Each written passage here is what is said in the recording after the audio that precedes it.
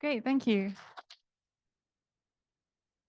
Thanks for having me. So I'm going to be talking a bit about some research that was done with a team, um, someone from computing, so coming from a user experience, human-computer interaction background, a Matthew who works coming from more philosophy and also a cognitive science background, and then myself coming from a philosophy background.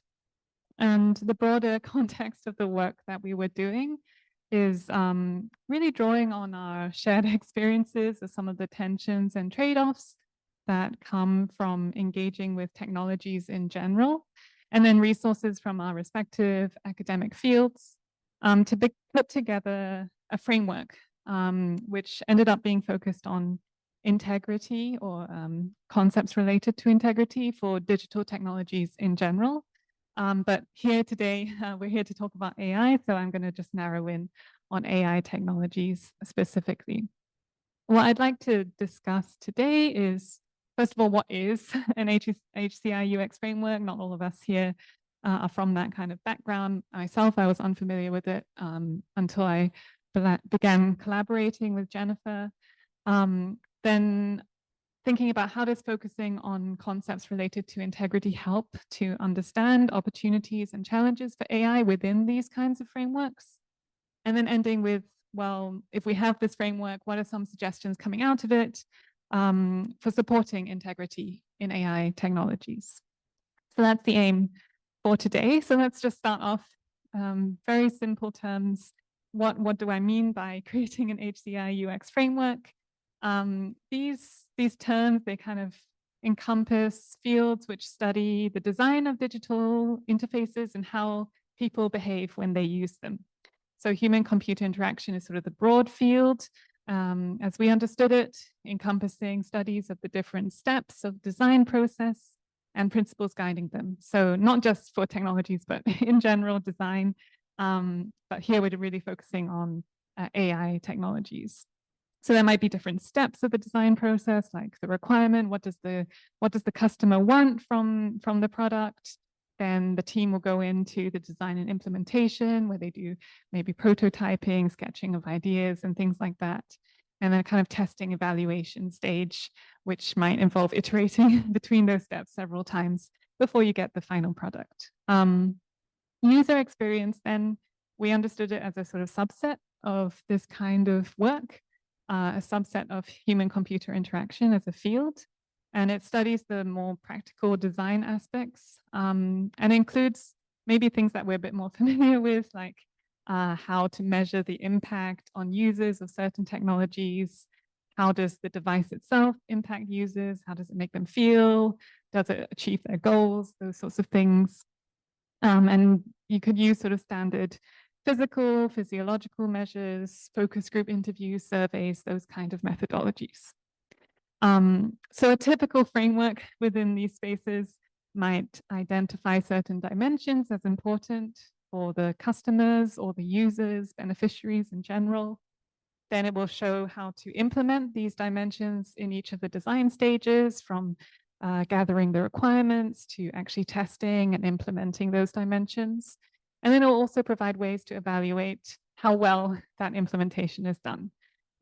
So that might be more to do with these sort of surveys, focus group interviews, and things like that.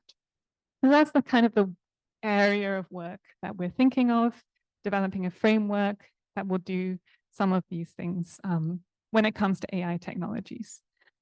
So as an example, just to get it really concrete, what does the sort of framework look like? One that we were interested in as a sort of representative case study was a framework from Google that it kind of combines two different papers, HATS and HEART framework. So this framework identifies some dimensions as important for the design and then evaluation of a product. Happiness as the first one, and then 3, which have to do with how involved users are with the product, so how engaged they are, whether they adopt it, whether they their use is retained over time. And then the last has to do with whether the design's features are successful. So they call it task success. So they identify those dimensions as important. Then they give us some ways of implementing and evaluating whether those dimensions are important. So HATS is short for a happiness tracking survey. It provides a survey which asks users about their happiness as they use the product. And then HEART, it's a bit more conceptual, but it provides some ways of using behavioral data to study some of these other dimensions. So it tells you to look at things like the average length of comments in a social media platform, the number of new users, and how many tasks are completed, and so on. So that's an example framework where they've got some dimensions that are important. You get your specifications for your product, you try to build in these dimensions, then you try to evaluate for them. And that will tell you how successful you are or not at implementing or supporting things like happiness. And I guess the idea is that, oh, it's good to support happiness for your users. That's a good thing to aim for. And so if we can show that people are happier at the end of using some of these products, then we've done a good job. Quite a simple example, but it's maybe representative of some of the ways that HCI UX frameworks pick up on certain dimensions to do with function, engagement, positive end user emotions, and things like that. And just coming straight out of that, something that within our team we were discussing is what would it look like to evaluate and support dimensions which are deeper in some way, so deeper emotionally, deeper cognitively, or even adding some sort of normative element to it.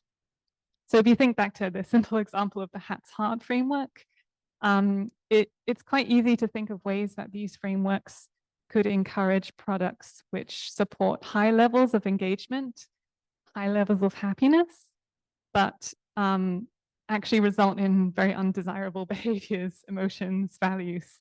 So you could think of a sort of dynamic of addictive patterns of engagement where you've got an app, it makes you very happy, you use it all the time, but it's got this sort of addictive pattern where you get a high from using it and then you feel really low afterwards and then you need to keep coming back and back to it. Or you could think of dynamics of spreading misinformation or trolling. There's some interesting studies and interviews with people who engage in social media spaces and troll, and they're really happy about it. They love doing it. I mean, that's partly why they do it. And so the happiness is high, the engagement is high. Maybe it would score highly within frameworks like this, but it's undesirable in some way. So that's sort of just an observation about some of these typical frameworks that seem to identify important dimensions, but then go wrong in some way with the product. And this is really in keeping, I think, with lots of movements within design, value-focused design, designing for flourishing, designing for happiness, but trying to build on a deeper notion of happiness somehow. All of these seem to try to address the ethical impact of the use of technology within design. There's lots of calls for ways to differentiate between types of positive effect and motivation. It's not just happiness that we want, not just pure pleasure. It's a good kind of happiness that we want.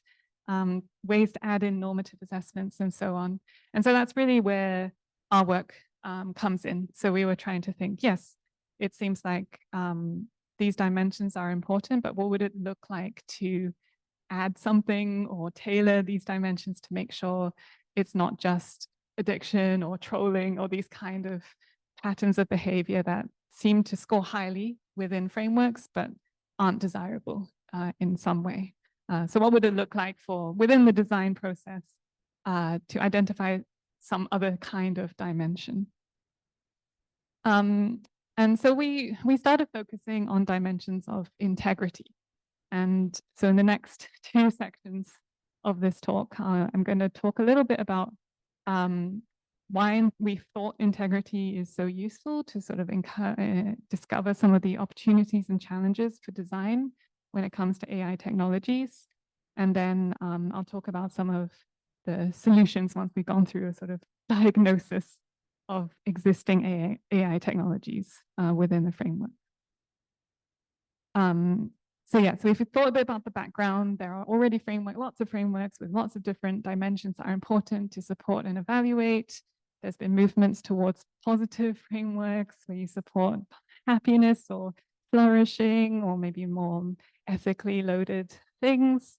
And here's a proposal of one dimension that is important to support and evaluate integrity. So what is integrity? Immediately, it's a big field within philosophy, within psychology, within loads of different studies. It's quite a messy field. Ironically, it's not very integrated studies of integrity, but for now, I'm just going to sort of stipulate a broad idea of integrity, that it has to do with the alignment between our thoughts, motivations, identities, and interactions with each other and the world. So that's very broad. To just break it down into maybe 3 directions of alignment that you might be interested in within integrity. Kind of self to world alignment, where you might think of it in terms of epistemic integrity. So that's where your relationships to the world are really ordered by the way it is. So there's a straightforward epistemic version of that where your beliefs track the way the world is. You have that sort of epistemic integrity. There might be a moral flavor to it where you track the moral responsibilities you have. So your commitments are ordered by the responsibilities you actually have. So that's sort of the world, actually, you're in line with the way the world is. Another form of integrity, sort of the other way, is a kind of self-efficacy or world to self integrity. And that has to do with your ability to change the world to fit your desires and commitments. And it could come in a specifically moral form where your actions are consistent with your moral commitments. And finally, an internal sort of integrity, which is more of an overall form, maybe more familiar when we think of integrity. This might be what you first think of, where everything within you is kind of consistent, everything is in alignment. Maybe an epistemic version of that is just about your beliefs cohering. A moral version of that is your commitments cohering, but overall, there's a sort of coherence within each of those and between them as well. Just to bring it down more concretely, I'll just work through some of the ways that AI technologies seem to support these forms of integrity, but also maybe challenge them. So let's start with the self-to-world direction, that epistemic direction of the world ordering your beliefs and your commitments.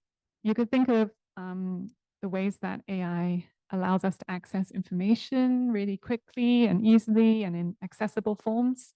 So AI tools for summarizing, finding patterns, translation, search, or assistive technologies like text to speech. All of these could be ways to support your epistemic integrity. But almost immediately, I think you could probably think of ways in which that kind of integrity is challenged by current AI technologies. So I think we've already thought about today ways in which you could see that AI spaces where there's information, there's distortions introduced by previous users of technologies, bad actors, disproportionate data sets, just a kind of filling with false or stolen or misleading content. There's a lot of challenges to epistemic integrity once you start engaging in spaces shaped by AI technologies. And there's some reinforcing factors, I think, going on there as well. That's not directly to do with the data and how it trains AI technology. There could be a kind of barrier in terms of a lack of time and money for people to access higher quality information, where tools are maybe expensive. It's hard to get behind paywalls, that kind of thing. There's also the perceived authority and objectivity of AI that I think is a significant barrier to epistemic integrity, where people might just accept what's given to them, what's told them by an AI chatbot or something like that, because it seems more objective or authoritative. And then also some of the dynamics of engaging in these spaces, like nudging into filter bubbles, where you see these communities sort of holding in-group beliefs and maybe having unreasonable epistemic standards for accepting out-group claims. And so there's kind of, even though there's a lot of information on the face of it available, and there's lots of tools that can help us to support our epistemic integrity, maybe there's some challenges as well. So that's one kind of integrity. What about self-efficacy, another kind of integrity in the other direction? Well, here as well, I think you could see lots of examples of AI tools which could help you produce the content that you want to produce. I guess there's been a push to use AI for generating prompts or lesson plans or essay plans or digital art, enhancing social connections, which could lead to maybe social change. Maybe some of the social media movements wouldn't have happened if there weren't algorithms pushing comments and certain posts to a higher level on our news feeds. Or again, certain types of assistive technologies as well, all could support people's self-efficacy. But on the flip side to that, there are certain inbuilt challenges, I think, to self-efficacy that come with the way AI technologies are at the moment, particularly because they seem to be tailored towards more extraction rather than empowerment. What do I mean by that? I mean, they keep us attending and keep us feeding data in, but don't encourage us to actually act on any of our commitments and beliefs that we form within that space. So you could think of something like the dynamic of virtual stereotyping, where say you're a user who's addicted to gambling and you want to avoid your past vices. Once you enter into a sort of social media space or use some of these apps, you could repeatedly encounter encouragement and nudging into communities which encourage gambling because of the way that advertising and things like that work. And any data collected from your activities within these kind of spaces will be used to influence similarly vulnerable people. And this kind of dynamic could be reinforced by earlier barriers, as you might not know about the stereotypes that are at work when you're engaging in these kind of spaces. So I think there's ways, for example, when you're on social media, you can check what kind of person they think you are, like what age they think you are, what interests they think you have. A lot of people don't know. They're surprised when they look at the profile, like they think you're a 50-year-old man who likes gambling or something like that, and you're not that at all. But those things are at work. What kind of content's promoted to you, what kind of ads are given to you, and so on. Other things that work in these kind of spaces are maybe there is a lot of information provided, but it's almost too much information. So there's an interest in keeping us attending to what's going on, a lot of content being promoted, but there might be a kind of cost to your well-being or a moral remainder from engaging with these kind of large amounts of AI-generated content. So you could think of things like something called reality apathy, where there's just so much being given to you that you don't have the will to check whether it's true or not. You don't have the will to actually act on the basis of what you know, for example. And then finally, there's a kind of false sense of ease of access, I think, that AI technologies give us. There's an almost false sense of what it takes to make a change or make a discovery beyond virtual commitments. AI might make things look easy to come up with, easy to summarize, but it actually might take a lot more work in reality to make a change or to actually make a genuine discovery. So those are just some thoughts of how there are lots of tools that seem to make things easier for us to do things using AI, but the way that AI is tailored towards extraction maybe results in some of these dynamics that actually work against us actually being efficacious in the world. Finally, in terms of internal integrity, again, there's lots of tools that promise achieving greater self-unity. You might think of tools for AI apps for prayer, meditation, mental, physical health, social connection, these kind of things, getting you in quicker, accessing content faster, more personalized. There may be two things that work against that with AI is how AI might support a kind of value capture. So there's only certain aspects that is captured within data and then promoted by AI content. So you could think of AI could help you to evaluate how well you're working, but in the end, it can only capture the hours that you put in and the types of tasks that you do, but not the quality of your work.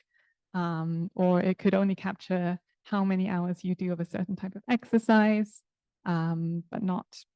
It couldn't tell you whether you have a balanced exercise regime or something like that. So it's kind of only certain things are captured within AI technologies and valued within them as well. And so you could enter, for example, using a fitness app that you put in each day what you do, and then it talks to you and tells you what you should do the next day. If it can only evaluate things like with a Fitbit, it only really takes into account exercise that involves moving up and down, so like walking, running, those sorts of things. You might be drawn into those kind of rewards, but not actually have a well-rounded exercise routine or something like that. And finally, there are ways I think that encounters with AI involve us in conflicts of integrity, so different types of integrity. So I've talked a little bit about how engaging with overwhelming amounts of content might be detrimental to your own well-being. And there you've got the promise of AI that you can access a lot of content very quickly, but then the threat of AI where it's so much content, you don't know whether it's all accurate. Even if it is accurate, it's just a lot to take in and can actually harm your well-being. So there's a kind of tension there about how much do you engage is actually helpful to engage. Similarly, with the virtual stereotyping, you might be pressured into displaying vices which are in tension with your offline virtues or commitments. And finally, just entering into using AI technologies in general. If you want to try and resist any of these pressures on your integrity, you might actually end up having to do something that looks on the face of it not in line with your beliefs and your commitments. So for example, if you wanted to use an AI-assisted exercise app, you might actually give false personal information going in so that you don't get virtually stereotyped, that you don't get targeted advertising and things like that. But that involves a kind of trade-off where you're kind of lying you're giving false information, but it's in order to protect yourself. And that sort of trade-off, I think, happens a lot when it has to do with engaging with technologies which want to take our data in order to provide some sort of service. You end up often having to be dishonest if you want to escape some of the dynamics that are not so helpful. So that was very quick, but I hope you get a sense of the overall picture where there are certain ways that AI technology certainly offer a promise for supporting different types of integrity.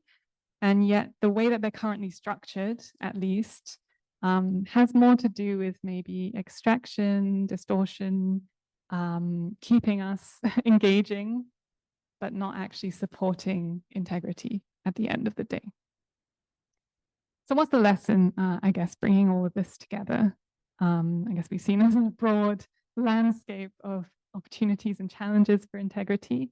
I guess the first thing that I wanted to bring out is that AI systems have a serious impact on integrity. It seems like the way that chatbots and certain technologies that we use as ordinary users, we might take on some advantages at a cost to our own integrity. But also, I think I talked a lot about risks and opportunities for users. But if we think about people who are making and designing those technologies, they might well try to mitigate some of these risks. So practices like red teaming, where you try to get AI to act in harmful ways prior to releasing your product. They too may be hindered by their own failures of integrity, even while they try to mitigate the risks for users. And this is especially the case with epistemic integrity, so not recognizing the moral responsibilities they bear. So they might be hindered already from the outset by their kind of move fast and break things approach, with technologies just needing to push out the next product, quickly, or even a sort of inbuilt reductive view of end users as AI relies on scraping and purchasing and analyzing data to just increase more and more engagement from users. And so you get this kind of ecosystem, I think, where both users and those who are producing and designing and putting out technologies overlook significant costs to each other and also to non-users as well. I think that's important to highlight. There are many people who bear the cost of AI without benefiting from it at all. So you could think of lowly paid data labelers who work on AI technologies but never use them, or people living in areas where natural resources are taken to sustain AI data warehouses and things like that, who are impacted by taking those resources away. So there's a kind of failure of integrity at many levels across the ecosystem of artificial intelligence technologies. And that's serious because integrity is considered foundational for even moral agency, basic moral agency, forming the self and flourishing as well.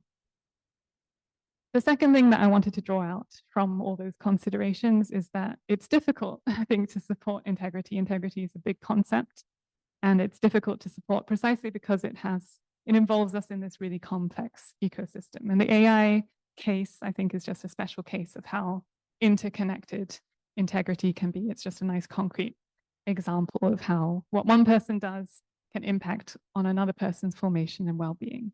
So you've got this situation in which you've got data and labor and natural resources being used to develop and power AI systems. And so there's this complex web of interactions there. And I say it's a specific case because I think it really connects with a more general problem within ethics, which is a problem of moral luck, that structural constraints in some way can rule out the possibility of virtue, or maybe call for virtues which don't look like virtues. They're burdened insofar as they might seem immoral and come at a cost. So really, when we think about interacting with AI and what does good AI look like, I think the lesson here is that it's difficult to support a kind of good AI because it's a messy situation, and integrity and virtue is really interconnected in this space, and it's not an equal distribution of costs either. So we've seen considerations in which certain users, if they don't have the time or money to access better information in communities or to escape value capture, might be impacted more greatly, or technologies might be incentivized to promote conflicts in integrity to keep people working and engaging with their technologies. And then, of course, non-users, they don't even get to have the benefits from AI products at all. And I think this messiness, this sort of compromise situation, recognizing that should impact on what we should recommend as solutions when it comes to AI technologies. So as a more concrete example, within the area of education, sometimes people say, oh, we just need to teach our students to be more honest about using AI, more honest, like disclose when they use it and only use it in an honest way. Maybe, but there's a complication there that I think it might not be appropriate if there's no reward for them in terms of better grades, in terms of actually ensuring that they'd access the truth, ensuring that they stay safe. When they're already in a situation, an educational institution, or they will go out into workplaces which are shaped by AI values and surveillance and things like that. So it's just I guess a warning that when we approach trying to support something like integrity, the solutions might not be as straightforward as just saying, oh, let's just teach people to be better, to have certain virtues, to follow certain rules, or to aim for better consequences, because they're already in a sort of compromised situation.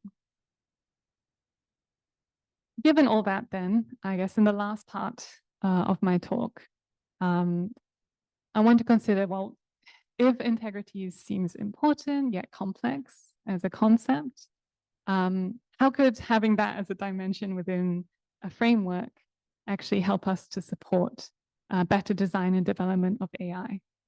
So we've done sort of really big conceptual work. We've seen it's very messy. How could that then boil down into, okay, we need to actually get to work and design AI technologies and use them well? What would that look like? And I'm just going to talk about two different considerations within design. So firstly, how could you embed integrity as an important dimension for all stages of the design process? And then I'm going to talk a bit about supporting integrity beyond design frameworks. So just a reminder, at the beginning, I was talking about there's different steps of the design process within a typical framework. What would it look like to have integrity embedded as a dimension that's important within these steps? I think one obvious area would be at the user experience or evaluation stage. So just within our team, we worked on thinking about how do you ask about how well something is supporting your integrity. So how well is a particular AI-assisted tool supporting user integrity through survey questions or focus group discussions. So that's just a suggestion that in typical frameworks like the happiness one that we were thinking about earlier, they don't quite get at whether it's supporting a good kind of happiness that involves an alignment between the user's commitments and beliefs, where the world is, and so on. So just asking questions that have to do with evaluating that aspect is already one way to build integrity into the design process. And so we thought about asking about motivation. So the happiness survey was very snapshot. It just asked, how happy are you at the moment about this tool? And we worked on questions that assess motivational change over time. Is there a kind of value capture happening with this AI tool, for example? What were your motivations at the beginning? What are they now? How important are dimensions relevant to integrity for your use of the product, and so on. And you can ask directly about integrity as well. How well is it connecting users to the world, supporting self-efficacy, aiding self-unity, and so on. And another aspect we were interested in is effective dimensions of integrity. So what does integrity feel like? What does it feel like when things are aligning well for users? And so here it's going beyond just happiness and thinking about things like gratitude, unfairness, a sense of social connection, and so on. So that's at the user experience level, a very simple change, addition of some dimensions that you could ask about to evaluate how well the technology is doing. But as we worked on some projects of developing, designing technologies, we also found that it's not quite enough to just have questions at the end of the process about how well a technology is supporting integrity. It's difficult to then retrospectively add that dimension in to the product. And it doesn't quite get at the huge cost to integrity that AI technologies have, such as worker well-being and things like that within the AI ecosystem that I was talking about earlier. And so we thought about some of the other stages.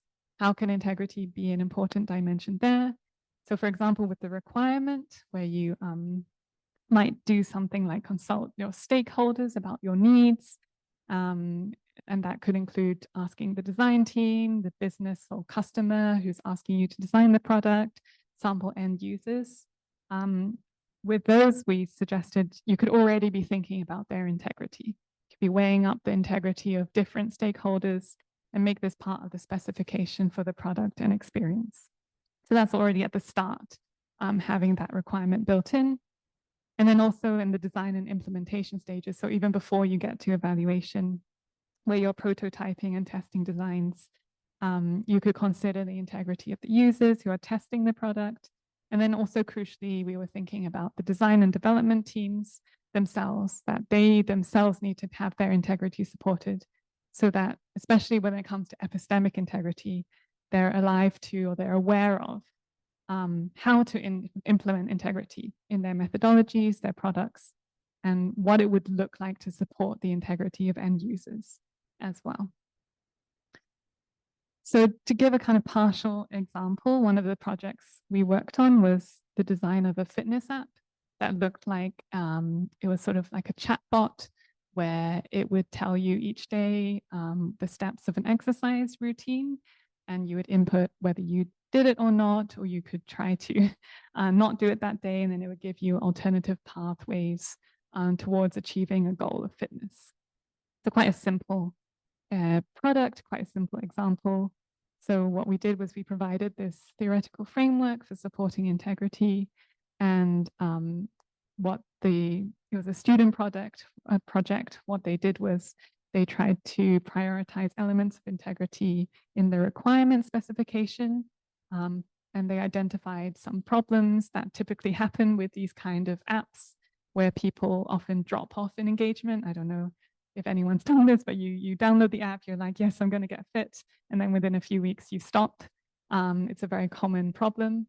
And so they were thinking about how could you support elements of integrity to combat that kind of drop off of engagement. And so an initial survey that they sent out asked people who used other fitness apps what motivations were important for them, how they tried to meet their goals, different directions of that integrity framework.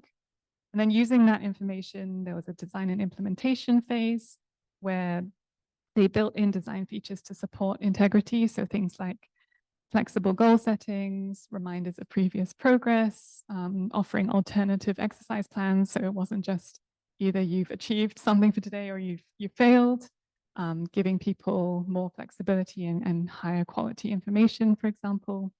And then they tested these prototypes further. And then at the end, they had a survey which asked questions specific to integrity, like how well did it support your motivation? Did you find your motivations were shifting over time? And yeah, a lesson that came out of that was it was really difficult to add in integrity retrospectively. So the student reflected on how it was useful to have it from the start as a requirement and not just at the end consider whether there was certain types of integrity supported. So that's just a small example of having the framework at the beginning and working through the different stages. But just to finish off, I guess, as you can see from that example, I think it's okay to build in integrity in the design process. But if you think back to my sort of diagnosis of the opportunities and then also the problems of the current models of AI technologies for supporting or maybe hindering integrity, the problem seems to be somewhat bigger than what even trying to incorporate integrity at every level of the design process could achieve. And that was something that we talked about as a team. So there was someone, Jennifer, coming from working in design, from working within computing. And at the end of the day, maybe there was a kind of pessimism that we ended up with about the design process in general, in that you can't design your way out of some of the bigger problems that we were talking about, that we were worried about. So thinking about like the tension between wanting to access higher quality information, more information, monitoring injustices that algorithms seem really helpful for. It could tailor to our preferences. It could get us the information more quickly, but then feeling exhausted about doom scrolling through so much content. That kind of tension, no matter how well you design your news app, we felt like it could never be resolved. And then we felt like a lot of these tensions and integrity actually, no matter how well you design your technology, you're never going to be able to overcome those sorts of tensions that you live through. I guess that's a sort of feature of our big picture take on integrity, that it's huge. It involves us in this big ecosystem of interactions with each other as users, with technologists, with even non-users. How could any technology, I guess, fix those kind of misalignments within integrity? So just to sort of finish off then, what did we conclude? I guess two things that might be actually also helpful when it comes to people working within the design process. The first is a kind of humility about AI. So what AI can tell us. We were reflecting on how there are just a lot of things that are left out about people, or people who are left out, taken advantage of, misrepresented within the current AI ecosystem. And better design might go towards slightly better situations, but maybe what we need is just deeper relationships with people. AI might facilitate that, but it can't be the only thing. And similarly, what can AI achieve? Just that reflection that there's huge pressures on integrity in real life situations, and we can't really design our way out of it. We can't offer technical solutions or regulations of technologies that will help us to get out of that. The best designed and regulated chatbot could help us attend to injustices maybe, but it doesn't necessarily go towards addressing those in practice. So it's just a kind of humility about what AI is and what it can achieve for us, even if you have the best design process there is. But then I guess we were also talking about how a better design process might only happen if we challenge current models of making technology. If AI technology makes money from attention and data collection and these kind of things, and those put significant pressures on integrity in all its forms, maybe we need alternative models for making technology in the first place. And only then will the design process be more supportive of integrity. And what could that look like? We talked a lot about the concept of dispossession, so returning data, deleting data, embracing inefficiencies, reducing the speed of AI technologies in terms of how fast does the chatbot come up with a response. Even though AI can be fast, maybe you should slow it down. And then alternative models of funding as well. Public funding, crowdsourcing, hacking, these kind of things. And here I guess we were really thinking about feminist approaches to technology. We were reading people like Ruha Benjamin, and I think she has a chapter in her work on technology where I think the title is something like "An app won't provide you with justice" or something like that. And I think that's where we ended up really as well. So we hope that we've offered some practical steps within the design process. There seems to be this gap and a good push for including values or deeper dimensions within design. And we've suggested some ways that you could build in integrity at all the different stages, not just as a evaluation, but throughout the process. We've highlighted how in particular it's important for technologists to have integrity, to be able to even have the insights needed to support the integrity of their users. But then we've ended with a kind of humility, I think, about the design process, designers, technologists in general, and the possibilities of AI. And perhaps it's, in the end, if you take a big ethical concept, I guess we find out that it will take a lot more than just a good design process. Maybe that's not a very new insight, but it's one that I guess it was helpful to come to, where there's a lot of talk about, which is good. There's a lot of talk about having a good design process, good technologies, and all of that. It was just a helpful, I guess, reminder that a lot of work has to be done outside of technologies in general in order to support good technologies as well. So I'm going to bring it to a close there, and I look forward to your questions. Thanks.